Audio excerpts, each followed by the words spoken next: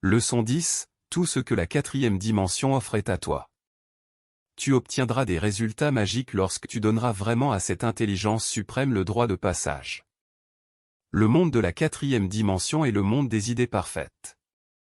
À mesure que ces idées s'établissent dans la conscience, elles doivent émerger à l'extérieur, car ton monde est la pensée cristallisée. La plupart des gens ont cristallisé des conditions erronées car ils ont servi la peur plutôt que la foi. Il faut un grand effort d'imagination pour croire que la vie peut devenir parfaite, débarrassée de toutes les expériences malheureuses. Ensuite, quand tu y crois, il faut un effort de volonté pour continuer à y croire lorsque toutes les apparences extérieures sont contraires. Ne juge pas par les apparences. Tous les miracles reposent sur cette idée. Nous pouvons changer les conditions seulement si nous ne croyons ni ne sommes perturbés par les apparences.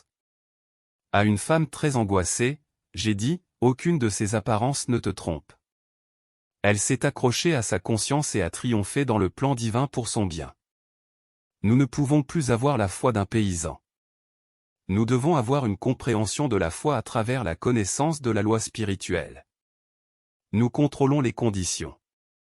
En parlant à un étudiant qui faisait face à un problème financier, je lui ai dit, recule et laisse Dieu faire. Il a répondu, c'est tout ce qu'il y a à faire. Et bientôt, un nouveau canal s'est ouvert pour sa subsistance. Oui, c'est exact. Laisse Dieu le faire. Après toutes tes lectures et études de métaphysique et d'ancienne philosophie, tu découvres qu'il n'enseigne qu'une chose, laisse Dieu le faire. La philosophie orientale dit, laisse le guerrier à l'intérieur de toi se battre. Cette idée apparaît maintes fois dans toutes les écritures sacrées. Les Amérindiens croient que le grand esprit est la source de leur pouvoir. Une femme qui rendait visite aux Indiens m'a raconté qu'elle avait interviewé un Indien qui avait couru toute la journée pour apporter un message. Elle lui a demandé s'il était fatigué. Il a répondu, « Je ne suis pas fatigué. Le grand esprit qui est en moi me fait courir. » Faire confiance à Dieu doit devenir une habitude et cela prend souvent beaucoup de temps pour la former. J'ai été inspiré en lisant dans le journal d'Omaha, le célèbre cheval de course. L'article disait, Omaha a couru 1 mile avant le rythme. Lors d'une de mes réunions, j'ai dit, il y a beaucoup ici qui n'ont pas encore atteint leur rythme spirituel, mais je vois tous gagner leur course en un clin d'œil. Souvent, le mécontentement t'empêche d'entrer dans ton rythme. Tu es mécontent de toi-même et de tes conditions. Tu aimerais être quelqu'un d'autre. Ce serait merveilleux d'être une belle star de cinéma ou un héritier de millions incommensurables. Lors d'un de mes voyages à Londres, j'annonçais le titre merveilleux d'une chanson, « Je meurs d'envie d'être moi-même ». Le premier pas vers le succès est d'être heureux d'être toi-même et de savoir que le terrain que tu foules est sacré et que tu te développes dans le plan divin de ta vie. Dans le plan divin, tout désir droit du cœur se réalise. Tu es le protagoniste sur la scène de ta vie. Tu ne seras jamais en reste. Dans la quatrième dimension, le plan divin se développe en suivant l'intuition. C'est Breton dit que vivre de manière intuitive signifie vivre dans la quatrième dimension. La voie magique te mènera hors de la maison de l'esclavage et vers ta terre promise. C'est la voie du destin, où tes échecs se transforment en réussite et tes désavantages en marche. J'ai entendu l'histoire suivante à la radio, qui donne un merveilleux exemple. Un homme qui ne savait ni lire ni écrire a essayé d'obtenir un emploi de concierge dans une école publique, mais a été rejeté en raison de son analphabétisme. Un ami lui a ensuite obtenu un emploi en vendant des cigares. Il a eu beaucoup de succès en vendant des centaines de cigares et en déposant l'argent à la banque avec l'aide d'un ami qui tenait les registres de dépôt. Après plusieurs années, il a découvert qu'il avait déposé 30 000 $ et a décidé de retirer quelque chose. Le caissier lui a dit d'écrire un chèque pour le montant qu'il voulait retirer. L'homme a répondu, « Je ne sais ni lire ni écrire. » Le caissier, surpris et stupéfait, s'est exclamé, « Mon Dieu, tu as accumulé 30 000 $ sans avoir étudié. Où serais-tu si tu savais lire et écrire ?»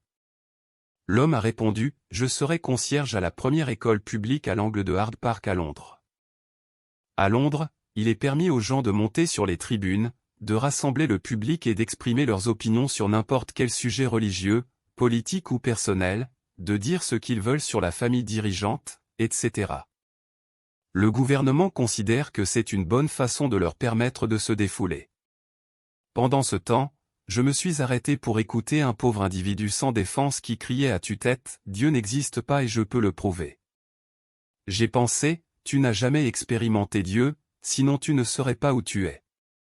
Si j'avais eu une copie de Le jeu de la vie et comment le jouer, je l'aurais certainement mis entre ses mains avec une bénédiction. Prouvons Dieu en montrant un amour qui chasse toutes les apparences adverses. Dans la 4e dimension, rien n'est exclu. On m'a souvent demandé si l'intelligence infinie pourvoit à tous nos besoins et pourquoi il faut prier pour quelque chose. J'ai répondu, parce que c'est la loi.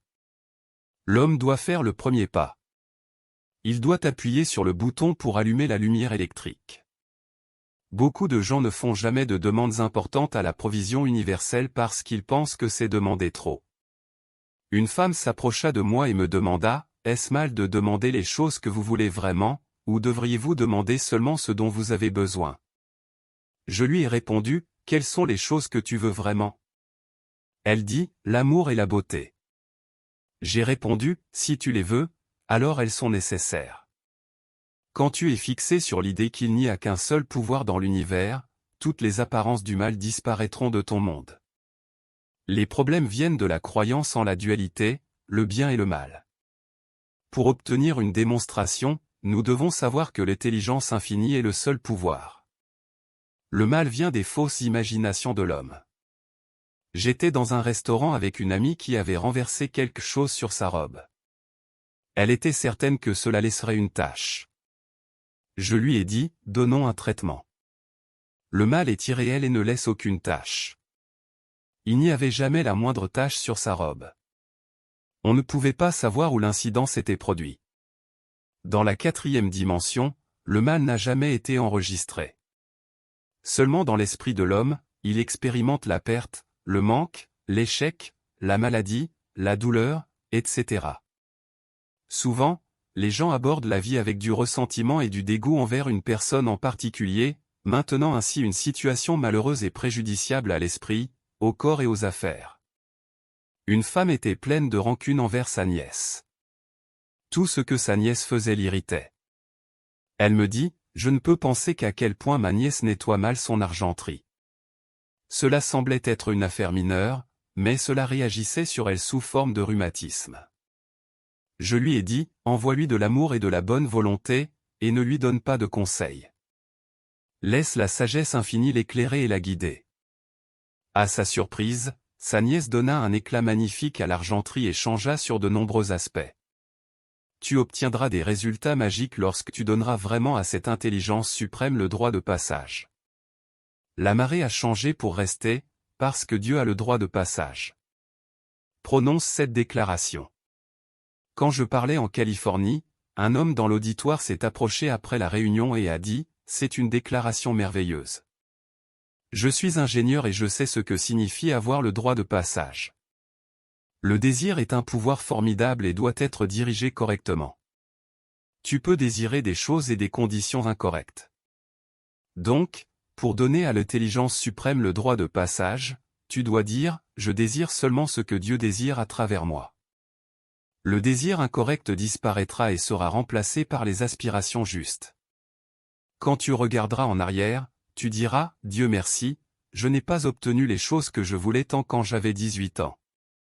J'espère ne pas avoir obtenu les choses que je voulais quand j'en avais 22. » Assure-toi que tes désirs sont infaillibles en disant, « Je désire que les idées divines se réalisent seulement sous la grâce et de manière parfaite dans le jeu de la vie et comment y jouer. Je dis que la santé, la richesse, l'amour et l'expression de soi parfait sont la place dans la vie. Va d'abord dans la 4e dimension et ton plan de vie parfait deviendra réalité. Tu occuperas la place que personne d'autre ne peut occuper. Les désirs justes du cœur, aussi extravagants ou apparemment inatteignables qu'ils puissent être, te seront accordés.